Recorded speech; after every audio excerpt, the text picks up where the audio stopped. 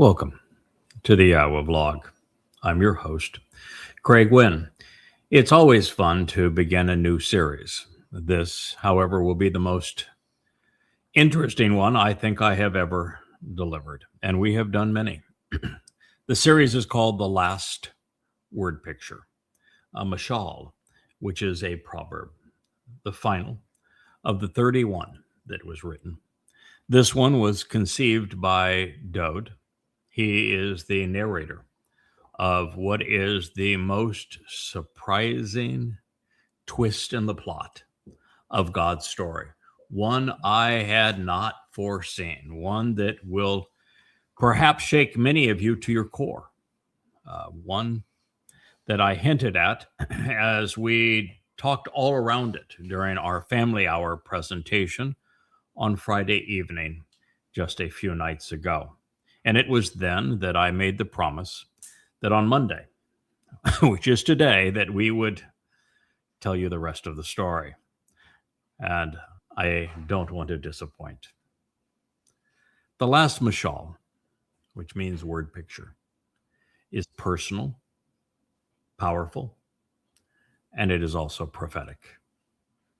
It paints a portrait of a lost child, of a husband and wife, of a father and mother's love for a son who has gone astray and lost his way.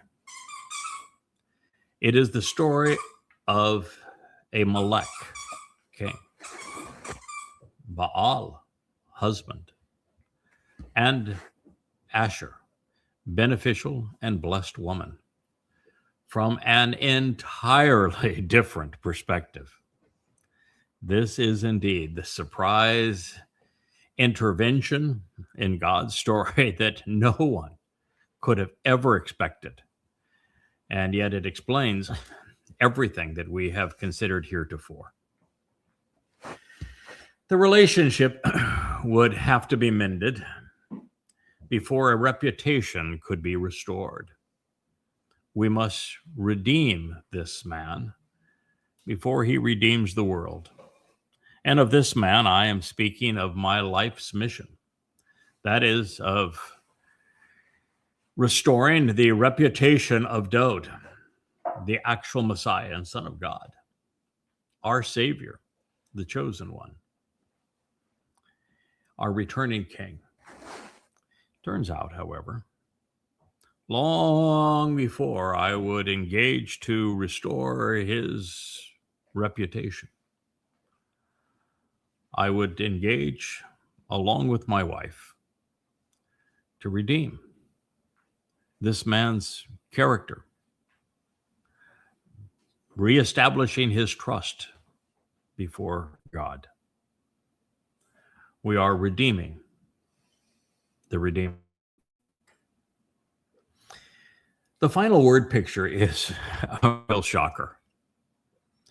As a matter of fact, on these last few days, I have, written and rewritten the prelude that I'm going to share with you probably 5 times. And part of that is because we must wrap our minds around the very nature of time and this continuum of time that allows it to progress forward but never backward. And how it was possible for someone to be interjected into time in such a way that the progress of time is kept on the path that Yahweh desires without ever interrupting that picture in a way that changes cause and effect. And we'll get to that later, either in this program or one of the subsequent episodes of the last word picture. So this is unexpected, as are the prophetic texts which Yahweh will use to frame it. Very bad had become much worse, and things had begun to spiral out of control. The foremost son pushed his father so far out of his life, he couldn't even bear to say his name. The relationship was so fractured There was only one way to resolve it, and even that was a risky proposition because of the relative status of the implements Yahweh would choose to deploy and mend this rift.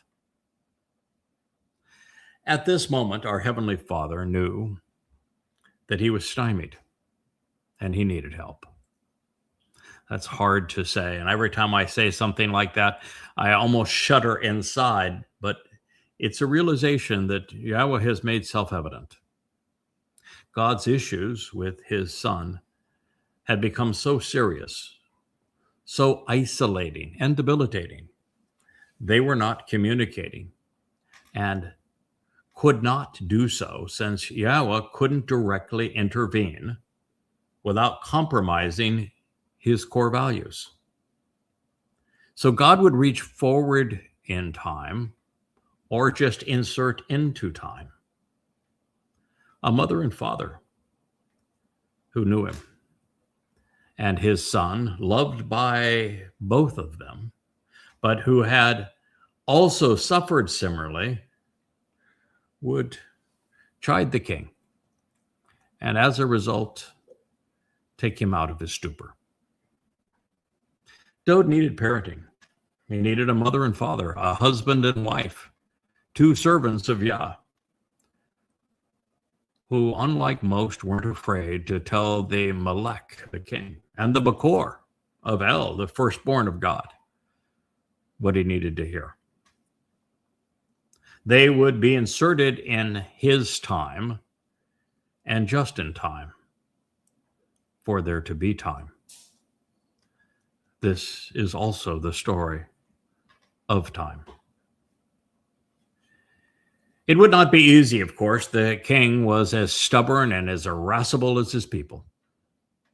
This would be a lifetime endeavor. It would not begin, nor would it end with this encounter, because the husband and wife, surrogate mother and father, who would serve Dode in this way, will continue in this role forevermore.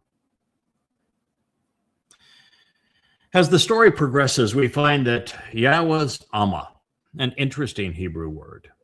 I will define it most completely and accurately as productive mother, got the king's attention, and she woke him up.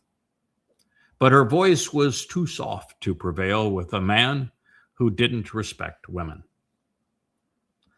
I don't say that to be disrespectful, but to point out the fact that Dode didn't know his mother, and he hadn't made stellar choices in wives.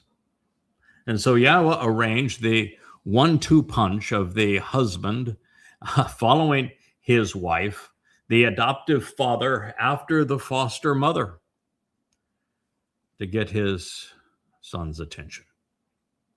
But we're getting a wee bit ahead of our story. And I don't want to drive an exceptional, life-altering point home prematurely, because there are limitations. And it's difficult to speak openly and confidently about limitations on what Yahweh can achieve, because it suggests that we are somehow constraining him. But in this case, should we cease respecting him and contravene the conditions that he has laid out, or we withdraw from the relationship, there's very little Yahweh can do. God's great. His existence is independent of ours. Yahweh did not solicit our help in creating the universe, and there was no consult when he decided to author life. But once he made us, there was no way to develop a beneficial relationship without our participation, in addition to our respect. It's actually vital in this regard that this insight resonate within you. Please Don't allow it to pass you by as simple reverberations in the air or words lost with others on a page should you be reading this as opposed to just listening to this vlog. What I'm sharing with you is actually the grand unification theory of our very existence. It reveals the means to make your life meaningful. Simply stated, a one-sided relationship is actually a contradiction of terms. It's an oxymoron. It is neither beneficial nor is it sustainable. Therefore, for God to continue to engage with us, we must return the favor. And we must do so appropriately, intelligently, respectfully, and without compulsion. For the bereth, which is the crown jewel of the Torah, to be meaningful, mutually enjoyable, and productive, either side must be able to opt out, and neither party can compel the other to honor the terms of the agreement. And God ceases to be himself should he grovel for our attention, should he bribe us for favors, should he change the conditions, alter the benefits, or compromise on his principles. He cannot become less than he is just because he wants to make us more than we are. He cannot become less than he is just because he wants to make us more than we are. And therein was his dilemma with Dowd. He had put himself out of reach, as had the children of Israel throughout the Exodus and thereafter. So let's be blunt, shall we?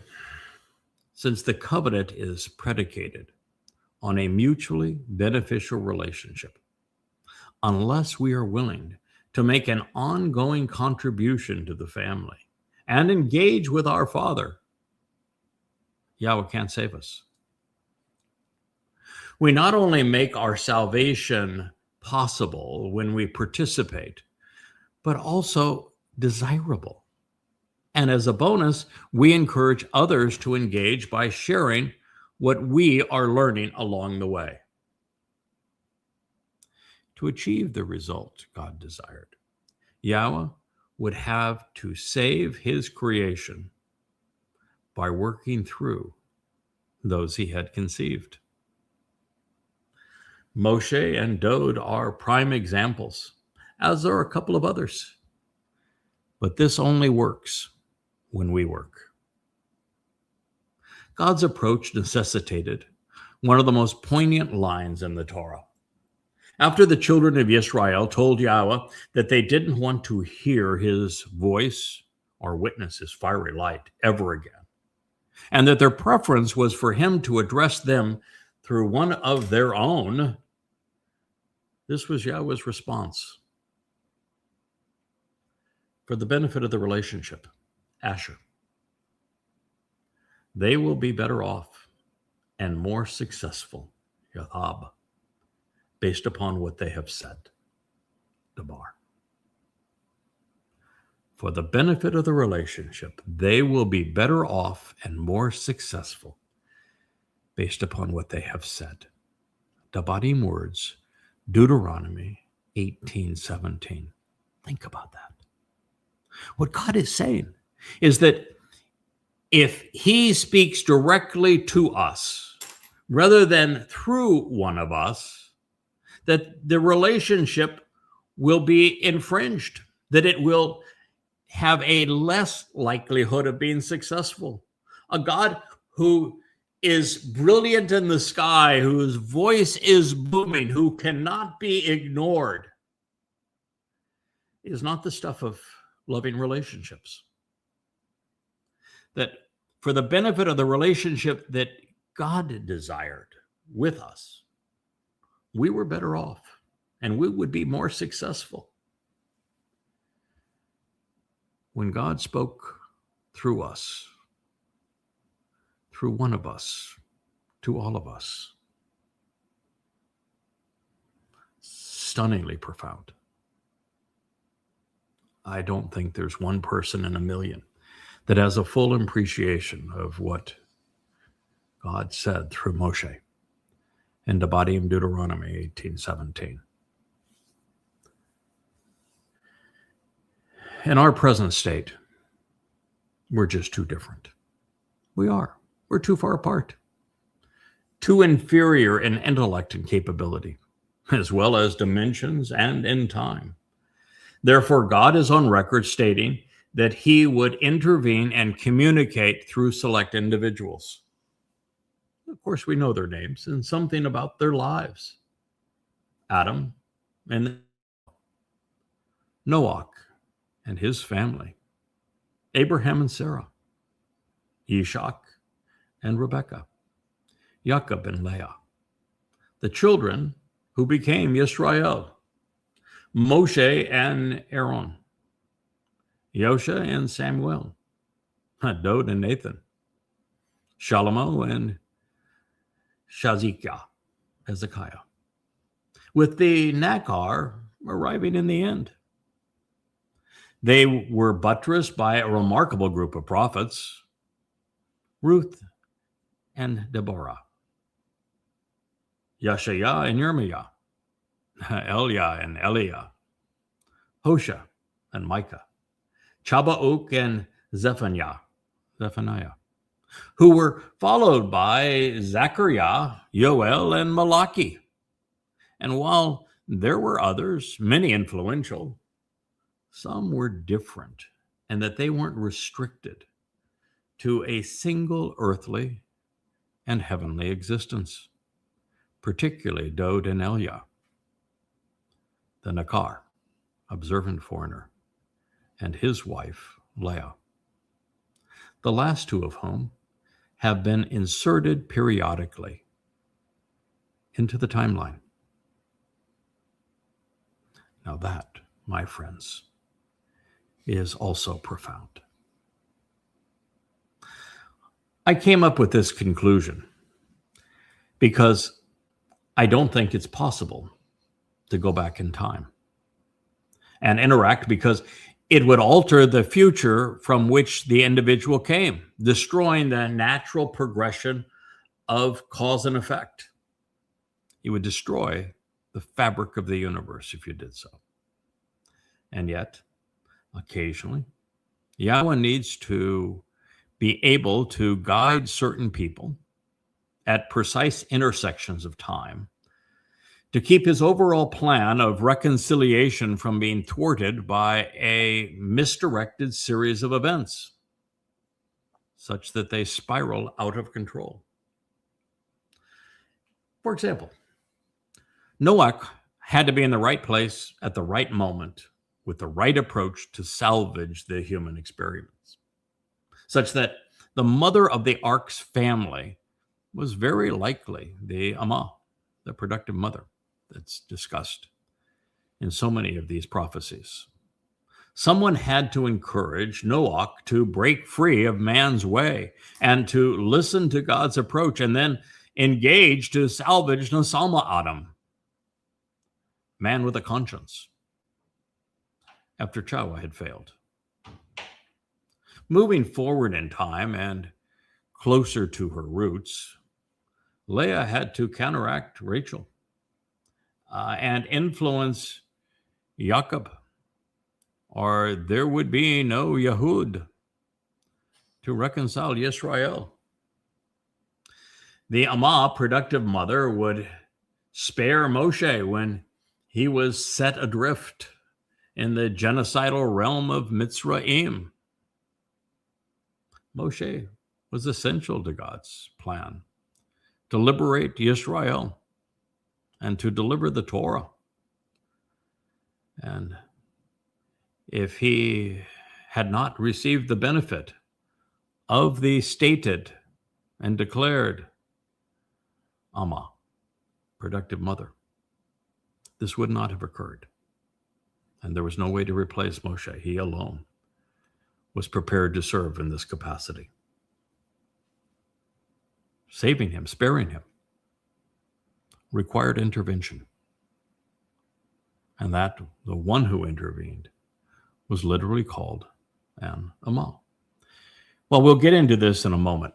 Should you be curious, is written exactly like M in Hebrew. It's a Aleph, the first letter of the Hebrew alphabet, but unlike L, which is the Aleph and Lamed, the shepherd's staff, or M, mother, is the Aleph followed by the Hebrew symbol, the M, the Mem, which conveys water. Water as the ultimate solvent to wash away our grime, to cleanse and bathe us in motherly fashion, and in motherly fashion to give us new life. That's M, mother. And the ending, I can't in this case mean that the mother is feminine, because that would be verbose, wouldn't it? She is the mother who is a woman. No. What we've learned about the ending of so many Hebrew words is that they make whatever is being discussed far more productive. The etz becomes an etzah. The tree is shown as the productivity of the complete picture as conveyed by the tree of knowledge. The Adam that becomes Adamah is a particularly productive man. The bull, becomes parah to demonstrate the productivity and the fruitfulness of the bull. It's consistent all the way through. And so the Amma is the most productive of mothers. Based upon the rhetoric, it would become evident that Yahweh selected this feminine influence that inspired Ruth. She was a harbinger of things to come. She even admitted that she was the Amma, the productive mother, saying it twice.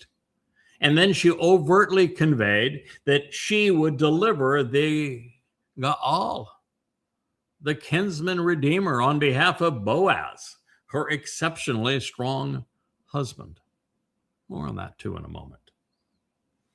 The Amma would return in her most acclaimed role as Yahweh's esteemed and productive mother when she saved Dod from himself. And this is the essence of the final word picture. It is among the most poignant of prophecies, and it is responsible for opening our eyes to what we should have seen and recognized previously. Or perhaps it was less for us to view in the end, because it is the conclusion, a final piece of the frame for the portrait that God is painting. There are, of course, hints of the Amma in Deborah as the judge and prophet who inspired Israel to man up and stand up to tyranny and oppression. And Yahweh's Amma is Leah today, creating the covenant family alongside her husband, Yada. The 31st Mashal is her story, just as it is the picture of Dod's recovery.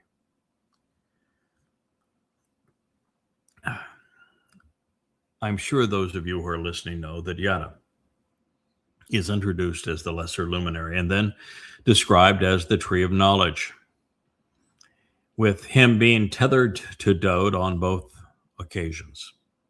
I think Yahweh introduced how he intends to deploy him with, when he presented Enoch, he was and then he was not. God took him. Well, Enoch really isn't a name. It's more of a depiction. It means mortal man. And God's depiction of him is that there would be a mortal man who would be interjected into God's plan at crucial moments and then removed, only to be deployed as needed along the way. He is seen ever so briefly as my Dode, prophesying alongside Eldod at a critical juncture for Moshe, only to disappear once the point was made. He is very likely Obed-Edom, as the Ark of the Covenant is being relocated, because he becomes the man from Edom to save many through this ark 3,000 years thereafter. I see him as someone who may have whispered in the ear of Nathan, the prophet who spoke to Dode once Yahweh stopped communicating directly with his son. There are uniquely judgmental tones in the manner of Yada, in the bold interactions of Joab, Yah is my father, as he counseled the wayward king following the suppression of the Absalom revolt. He is likely showing Yahweh's paternal side. In this regard, it has become apparent to me that I am the one responsible for telling Dode who he is and what he'd accomplish following his encounter with Yahweh's Amah here in the final word picture. Now, you're free to disagree, of course, but prior to me putting all of the clues together to form and frame Yahweh's portrait of his son, no one on earth was aware of any of this. And nothing is more important pursuant to the reconciliation of mankind with God. So based upon my unique understanding of it and love for it, I wouldn't be surprised that Yahweh reinserted me to record the glorious lyrics of the 89th Mizmor. As Yada, I am the Nakar, the observant foreigner of Verbatim 29, who Moshe revealed would arrive to oppose the religiosity of Israel as the final messenger to his people. He foretold that I would come as the world returns to the conditions experienced in Sodom and is scorched thereafter as a result. Think of that. Therefore, I am also the Nakri, observant foreigner, of whom Shalomo, Dode's son, spoke when offering the commemoration address for the home of Yahweh's name, doing so on Teruah in 961 BCE, as it is presented in 2 Chronicles, Words of the Days, 6. Yahweh spoke of me in his vivid portrayal of the Choter, as he would replace Dode's father in Yeshaya 11. In addition to affirming that he would enable our collaboration with his Ruach, of course, God equated me to the tree of knowledge in the garden, promising that I would be a parah, productive bull, in that same introduction. As a result, I returned with Dode to support the Messiah as he delivered and I explained the sweeping prophecies presented in Babylon to Daniel in 555 BCE. In that portrayal, he is Gabriel, God's most courageous man, while I am Michael, the one who is right about God. After all, I was the first to unveil the meaning of these prophecies and generate the timeline, as everything that was foretold is now playing out before our very eyes. Now, moving to our day, I have written extensively, sharing everything the world needs to know about Yahweh, about Dode, and about their imminent return just 7.5 years from now. as a result of my 35 books on Yahweh's testimony. Books like this one, part of the Coming Home series that share insights regarding Dode's life and lyrics, all revealing who God is and who he is not.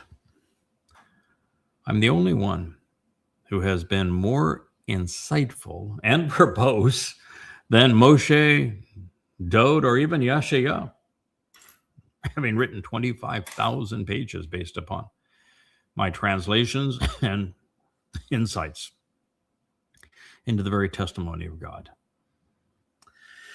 And I'm doing so married to Yahweh's Amah, productive mother, as is made undeniable in the final word picture.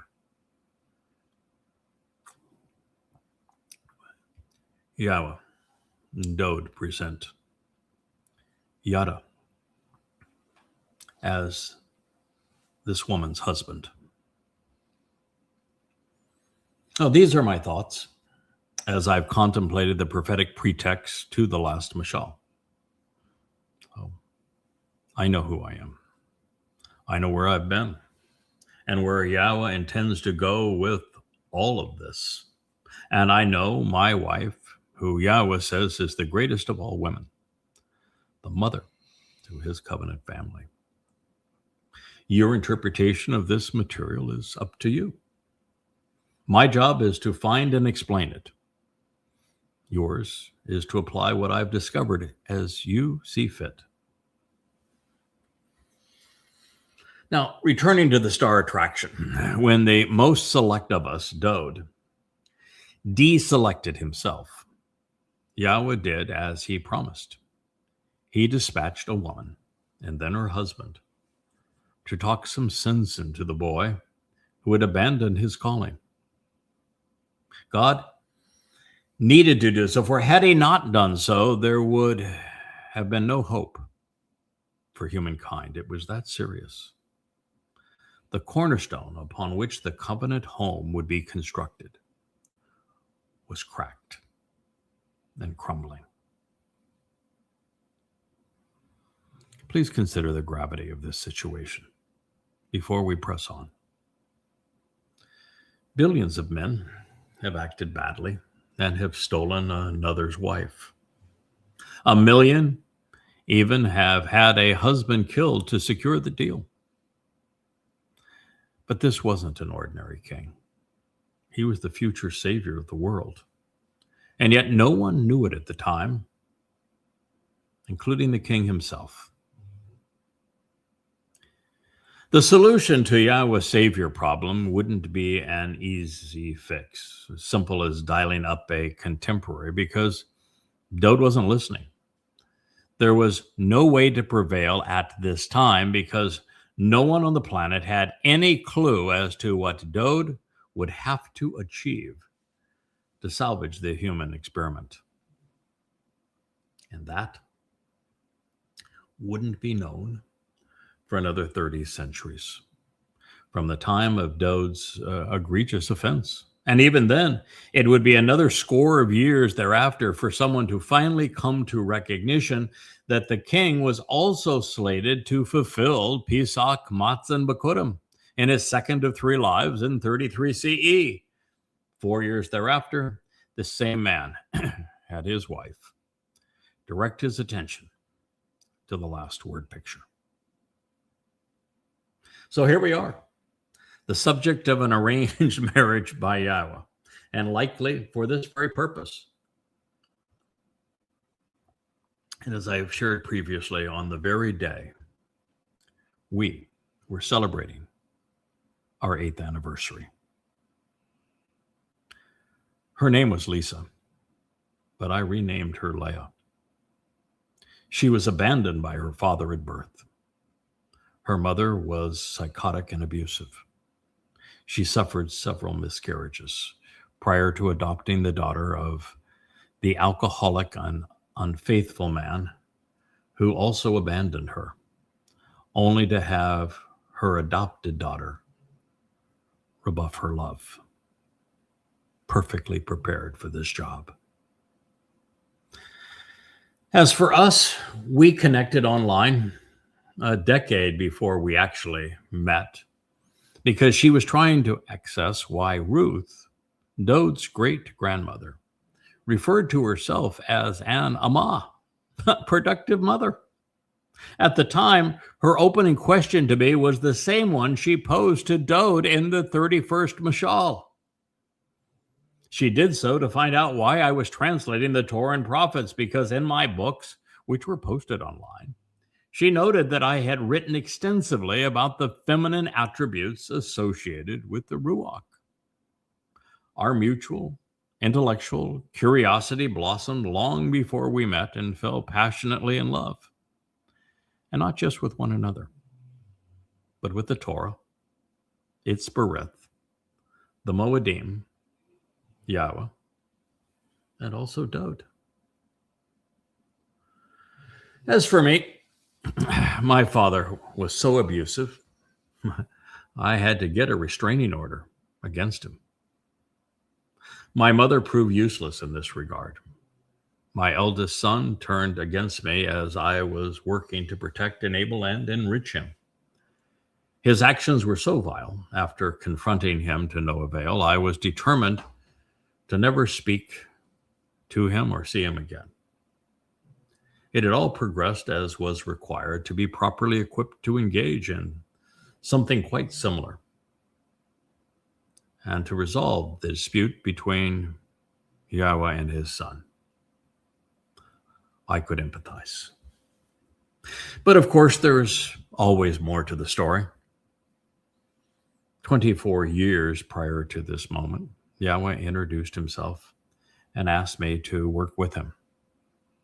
I went to Torah school thereafter, with Yahweh as my professor and his Ruach as my tutors, investing over 100,000 hours of observation and contemplation. For a decade of that time, Leah was an email away. And for the next 8, she was at my side. In sharing what we were learning, we became inseparable, with all of the synergy of an ideal marriage. The growing covenant family is the result, and our children. It wasn't a surprise to Yah. He knew it would all play out this way. So confident was he that God began sharing the ultimate flashback in his story long, long ago, speaking of it prophetically as far back as the opening chapters in the Torah. Yes, it was prophetic. The two people who came to love and respect father and son, Yahweh and Dode, more than any other, devoting their lives to restoring the reputations that the religious had purloined. They would answer the call because they were listening. And of course, they were willing. It isn't every day that two otherwise ordinary people get to save the world, but we have. In our service to father and son, we restored the relationship that Dode, our king, had fractured. You'll read and listen to Leah's response in Mashal 31, and then Dode's reply in Mizmor 51. And reviewing them, I thought that my wife's was brilliant, really, with her discussion with the king, telling her adopted son what he needed to hear. But as it turns out, he needed a father too. He needed a dose of tough love with a side of unrelenting judgment. Well, I think that it was my wife's words that ultimately mattered and resonated with him, especially when I reinforced them. He came around and wrote the 116th Mizmor on the way out of the mess that he had made for himself. King Dode would go on to fulfill the Moedim, and the lesser luminary would reflect his brilliance. for having done so. But this is the backstory to those events. After our discussion, Dode would write and speak through his Mizmor and Mashal, affirming that he understood his purpose and was in complete concurrence with the reasons behind what I had shared with him. He knew why he should fulfill these spring mikre.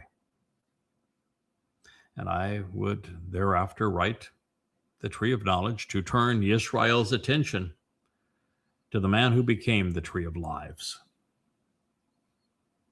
And now on the cusp of Shavuot, an anticipation of Teruah, Dode's adoptive father knows that he will be laying down his life to facilitate the Son of God's return. Yes, the story comes full circle. For the first time, I'm now positioned to understand the reference to Yishai, pursuant to the Choder. He was a jerk. Dode deserved better. You may not think I am, but God does. And so I'm replacing Yishai. Let me share that with you. God said, a Choder stem,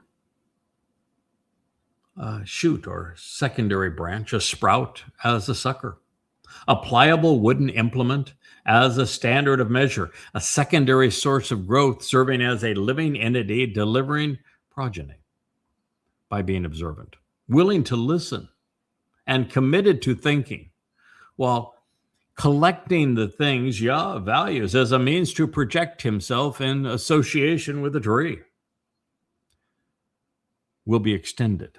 Yasha will be brought forth to serve out of the stump which has been cut down, so that it is capable of supporting new growth of Yishai, to stand out and be noticed, drawing attention to the very substance of existence as a netzir, an observant branch, by means of its roots and that which keeps it anchored, steadfast, and nourished, such that he will continually bear an abundance of fruit, being a productive bull, while encouraging productivity in others. Perah. That's Yeshayah, Isaiah 11:1. Yishai was the fallen stump that was cut down for the Netzar observant branch to be extended as the Choder, the stem, revitalizing the roots that had gone dormant over time. Yahweh would assure that Yisrael would become productive again at long last.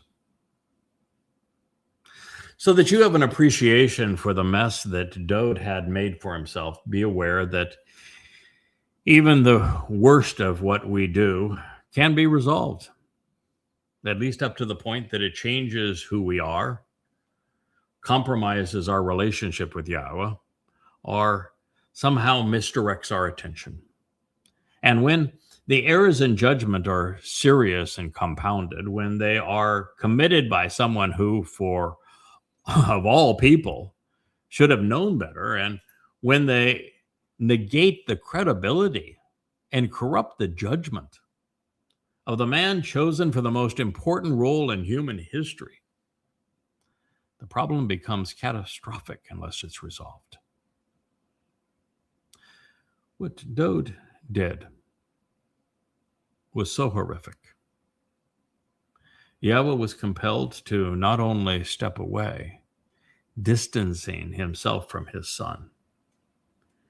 He had to publicly rebuke the man he loved most of all.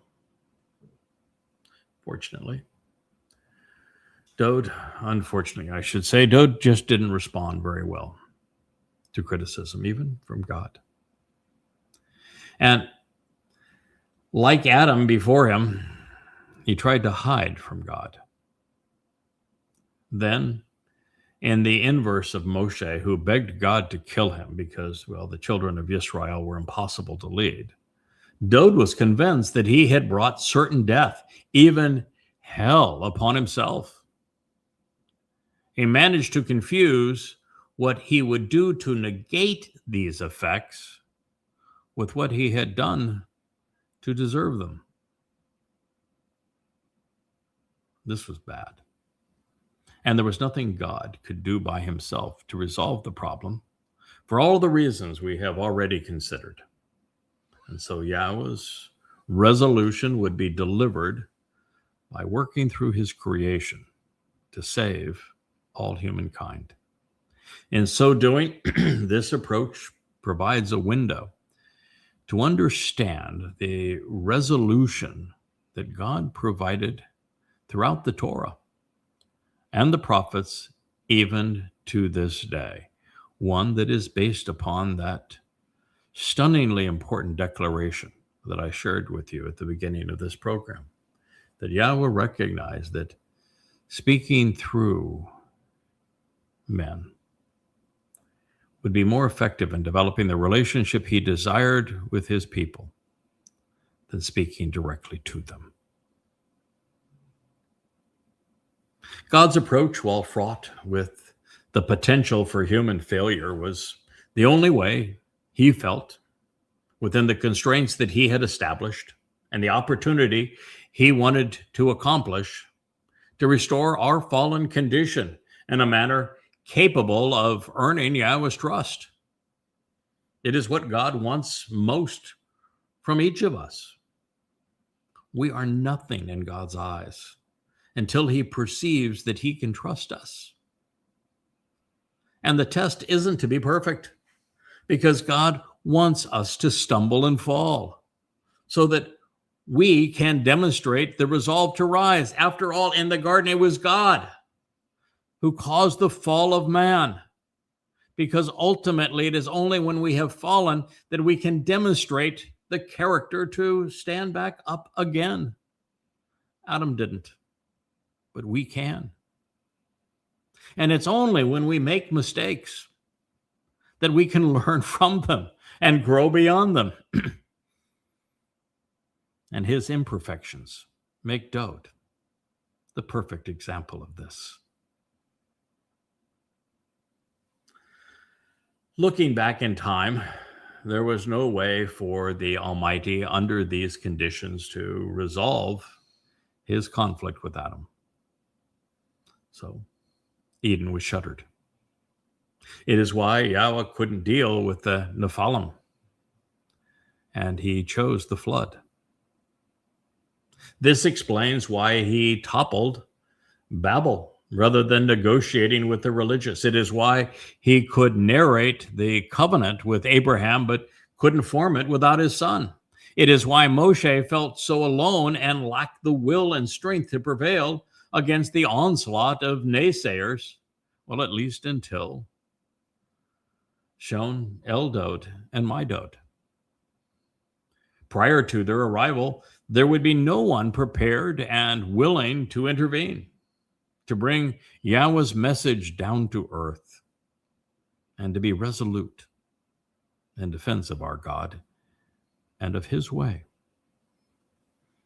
Therefore, in light of what I'm going to share as we progress from one episode to another of the last word picture, it is apparent that Adam, Moshe, and Dode struggled and fell for the same reason: the lack of parental support and guidance.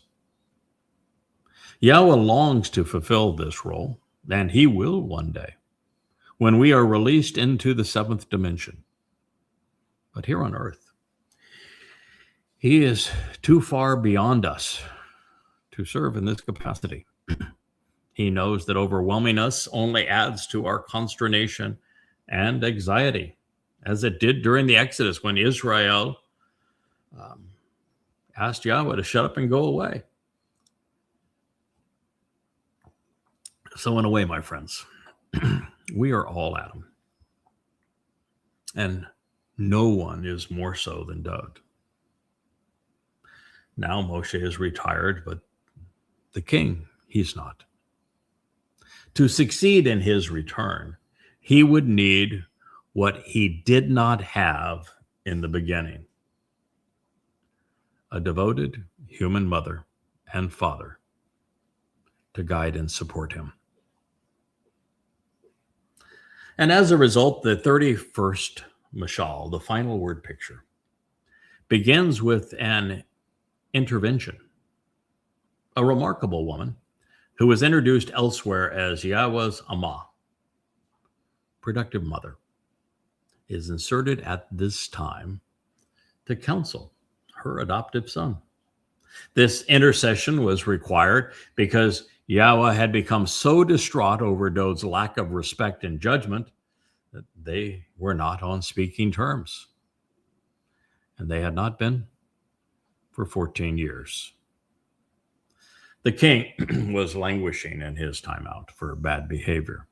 To recover and save the world, he needed the counsel of a right-minded mother, with a supportive father chiming in thereafter to pull him out of the stupor. And so in the concluding proverb, we find Yahweh's resolution to the most debilitating breach of trust in human history.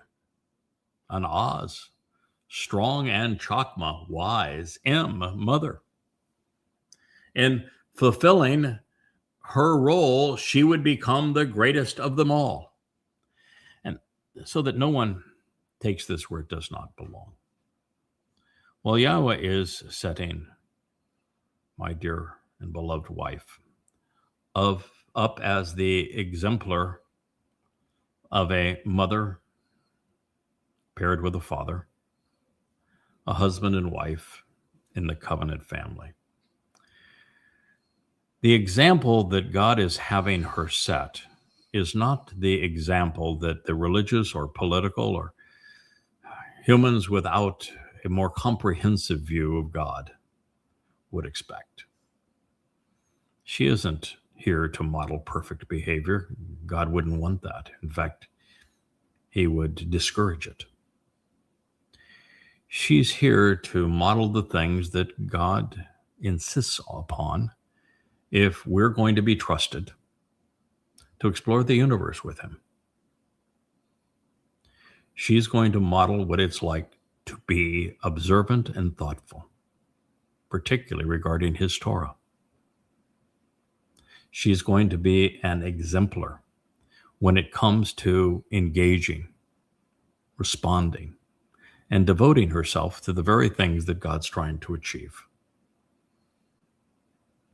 And she is going to prove that imperfect people can set a perfect example by getting up once they have fallen, by learning from their mistakes and growing as a result of them.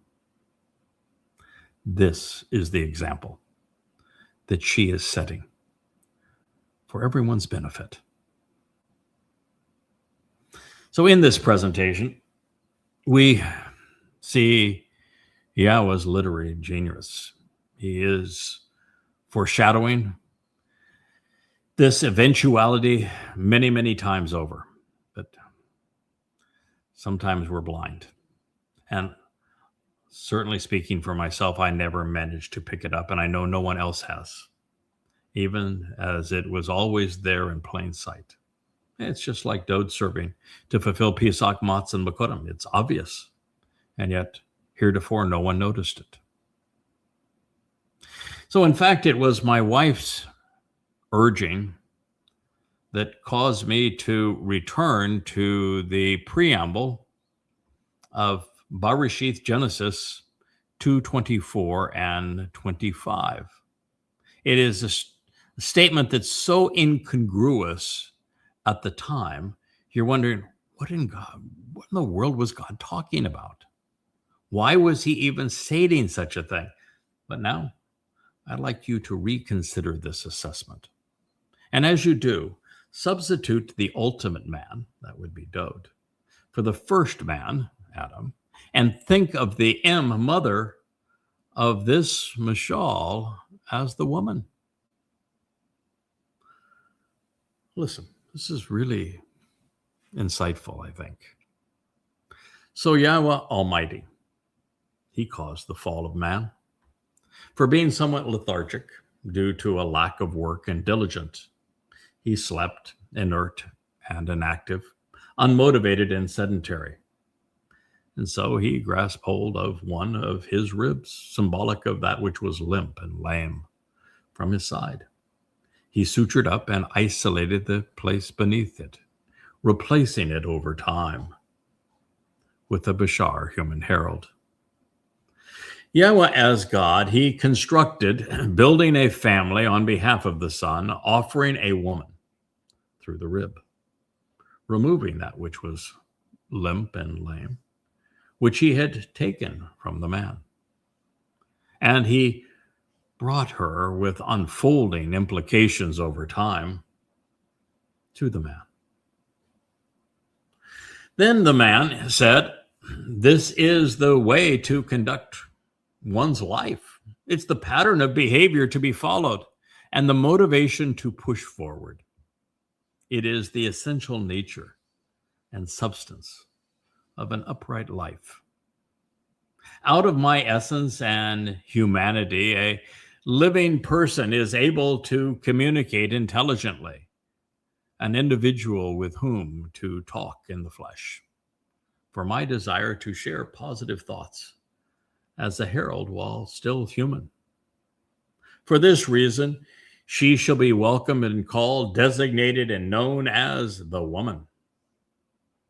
Because indeed, for man she was selected and obtained.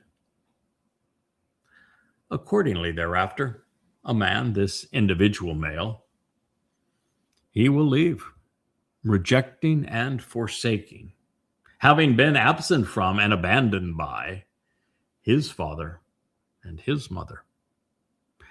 And then he will engage, becoming close by being joined together with his woman, and they will exist and become a unified declaration regarding heralding the very pronouncements of life.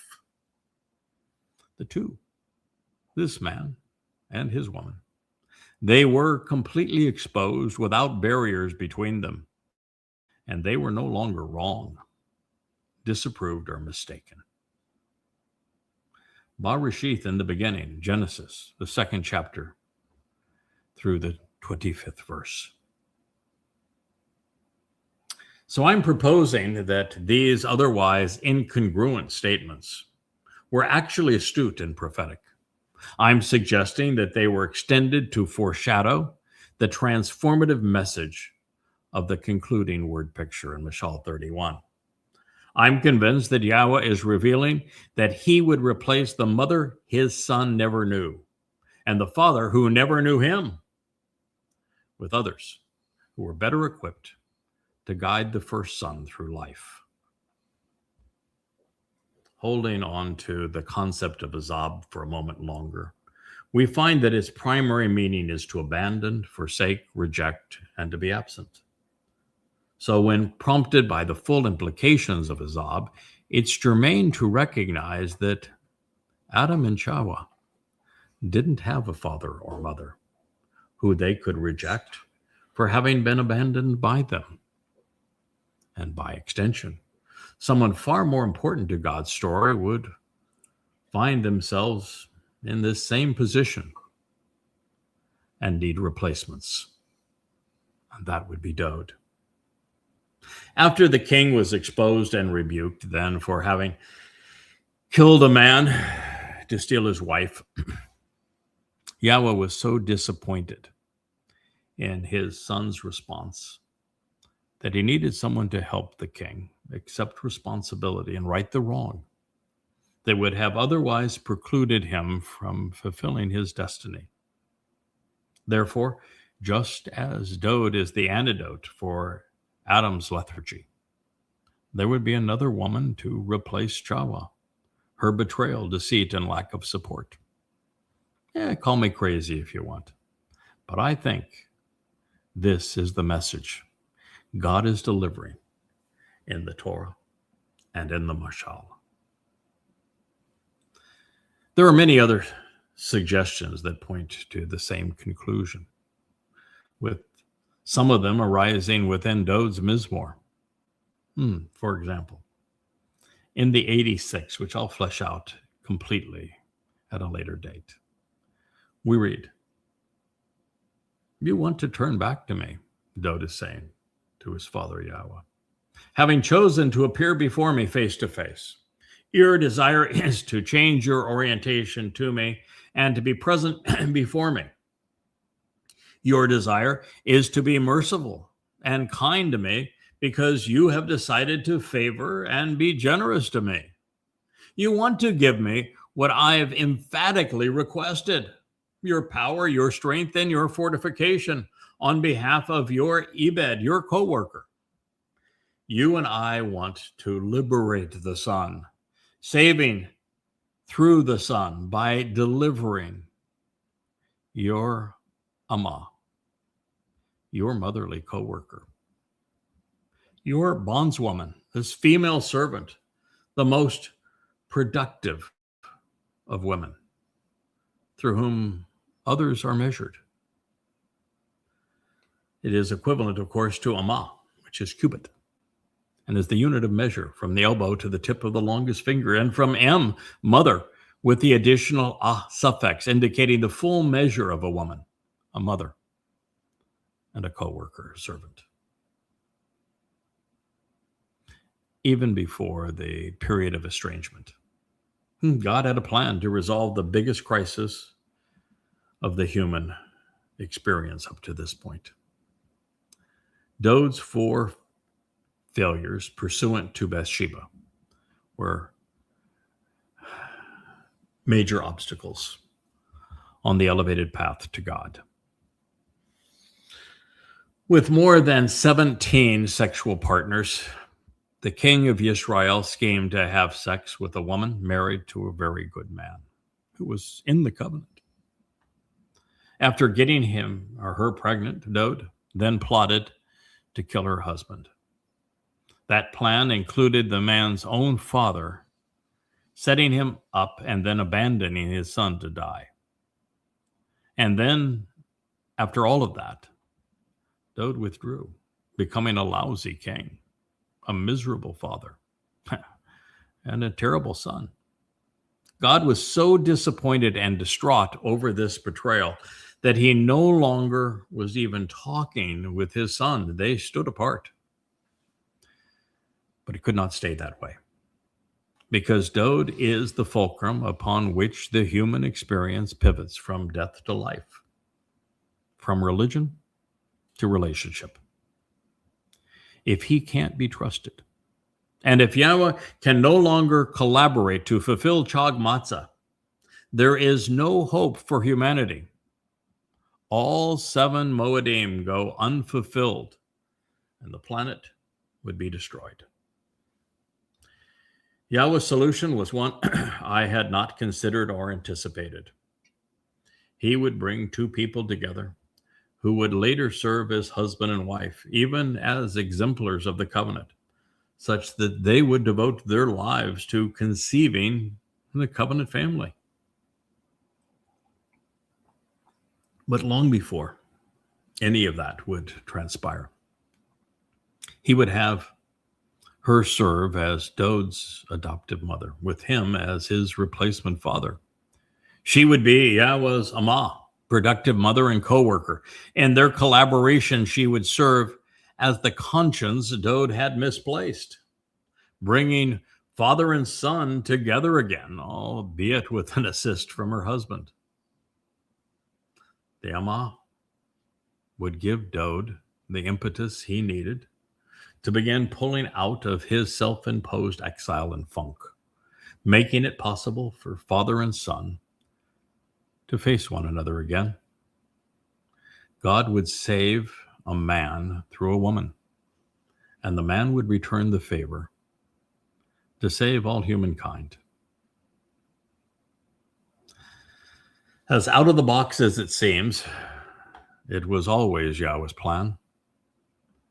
in the next and concluding line of the same psalm, the 86th, we read, "You have acted, engaging with me, such that you working with me serves to provide for me a genuinely good, resolutely moral, and overtly positive sign, a miraculous symbol of femininity, whose attitude and aptitude are productive and beneficial. Then those who have shunned and abhorred me, and those who dislike and slight me, they may choose to see and understand and be ashamed and humiliated for their decision, because you, Yahweh, supported me, helping and assisting me. You came to my aid, and you consoled me, relenting regarding me, reconsidering your disposition toward me." Mizmor, Psalms 86:17. It's the next line. Yahweh Zamah, mother of mothers, would be the Oth La Tobah, the genuinely good, resolutely moral, and overtly positive sign, the miraculous symbol of femininity, whose attitude and aptitude would be productive and beneficial.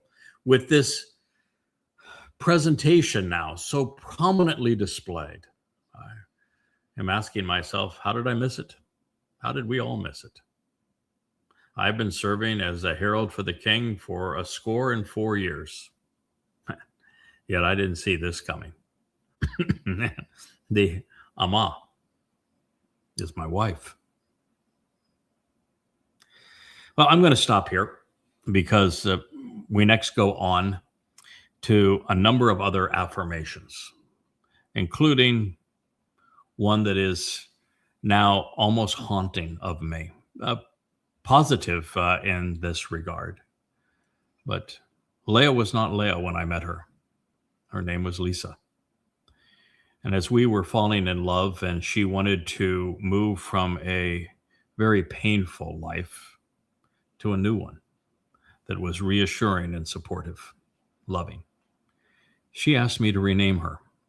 Not very often a man gets that opportunity. And I did. I named her Leah.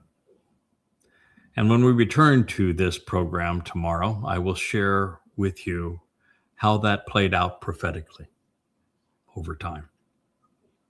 I thank you for listening. Good night.